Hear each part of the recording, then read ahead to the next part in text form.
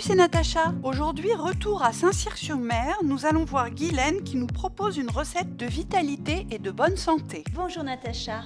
Bonjour Guylaine, merci de nous recevoir à nouveau à la ferme. Je crois qu'aujourd'hui, tu as un petit secret à partager avec nous. Je voudrais vous faire partager une boisson qui s'appelle le kombucha. Ça revient à la mode ces derniers temps.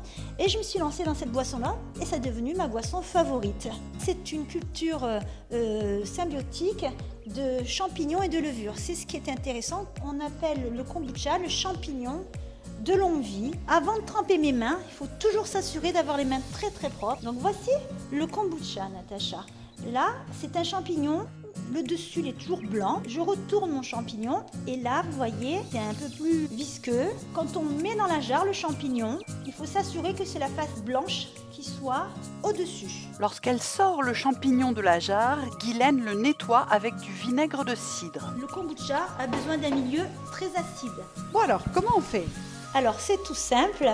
Donc déjà, on utilise une jarre. Quand on veut recommencer une préparation de kombucha, il faut s'assurer de toujours garder 500 ml de kombucha qui servira pour la prochaine préparation comme starter. J'ai mis 4 litres d'eau minérale, surtout pas l'eau de robinet parce qu'il y a du chlore, saturer les bonnes bactéries. 8 cuillères à café de thé. Moi, je fais bouillir que 1 litre d'eau minérale. Je fais infuser mon thé et ensuite je mets l'eau minérale froide dans ma jarre. Je rajoute mon thé chaud. Cette façon de procéder est moins longue dans la mesure où je ne peux pas mettre ma maman kombucha dans l'eau chaude, ça la tuerait. Il faut mettre une tasse de sucre. On va laisser fermenter une dizaine de jours. Ça fait maintenant 10 jours que mon thé fermente. Il est encore un peu sucré, c'est normal. Et ça pétille un petit peu. Bien là, on va donc mettre en bouteille. Je vais, pour le mettre en bouteille, filtrer ma préparation d'abord dans cette carafe. Je remets une cuillère à café de sucre au fond. Pour la deuxième fermentation, on peut aromatiser avec des herbes, avec de la spiruline, avec du gingembre, avec de la poire, avec de la pomme et même des jus de fruits. Voici mes bouteilles, la poire, la menthe spiruline et le gingembre. Pendant 2 à 3 jours, les bouteilles vont rester dans le noir. C'est pas tout repos parce que tous les jours, il faut que je surveille mes bouteilles et que je fasse péter mes bouchons.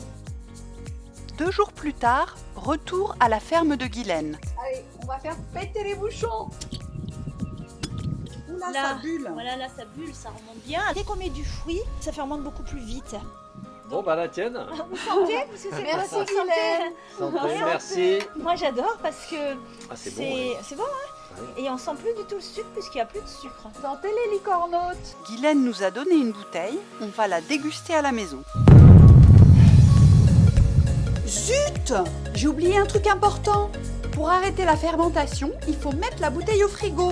Ah bah c'est malin. Je vous mets tous les ingrédients ainsi que les étapes de la recette en description de cette vidéo. Merci à Guylaine et à bientôt. Pour vous abonner, c'est simple. Cliquez sur la petite licorne et vous pourrez aller voir toutes les vidéos que je propose sur ma chaîne.